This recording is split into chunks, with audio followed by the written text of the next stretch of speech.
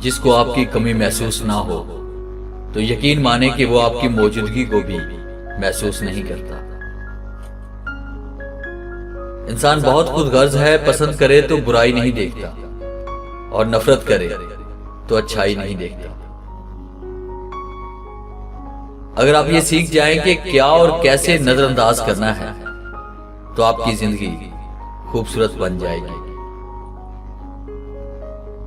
जिंदगी को इतना ज्यादा संजीदा लेने की जरूरत नहीं।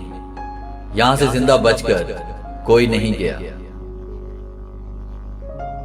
मसला सिर्फ ये नहीं कि यहां जहालत ज्यादा है, मसला ये भी है कि यहां दानिश्वर भी ज्यादा है। बर्दाश्त बुज़दिली नहीं बल्कि जीने का बेहतरीन असूल है। आप भी अपना लें, कामयाबी आपके कदम चूमेगी। डिप्रेशन जहनी दबाव जरूरत से ज्यादा सोचने से पैदा होता है। जहन ऐसे मसाइल पर भी सोचने लगता है जो दर हकीकत होते ही नहीं। खलूस और अच्छाई सिर्फ अल्फाज में नहीं, अपनी नीयत और फितरत में भी पैदा करें ताकि आप लोगों के ऐब नहीं, उनकी खूबियां देख पाएं। बड़ी बड़ी बातें करने से छोटी छोटी बातों को समझ लेना ज्यादा बेहतर है। जिंदगी के सफर में कभी कभी ऐसे मोड़ भी आते हैं जहां मेहनत और डिग्रियां हार जाती हैं, किस्मत और दुआएं जीत जाती हैं। खूबसूरत है वो सोच जो दूसरे इंसान के लिए अच्छा सोचे, और खूबसूरत है वो इंसान जिसे अल्लाह ऐसी सोच अता करे। खुश रहना चाहते हो तो ये बातें अपनी जिंदगी में शामिल कर लो।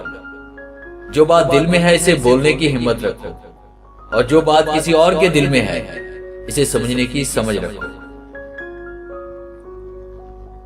इंसान गैर जिम्मेदार भी तब होता है जब तक इसे ये पता होता है कि संभालने वाले जिम्मेदार हाथ मौजूद हैं। असल जिंदगी ये नहीं होती कि आप कितने खुश हैं, असल जिंदगी तो ये है कि आपकी जात की वजह से कितने लोग खुश हैं। बोझ रखना आपको मजबूत नहीं बनाता, ये आपको तल्ख करता है। माफी आपको कमजोर नहीं बनाती, ये आपको आजाद करती है।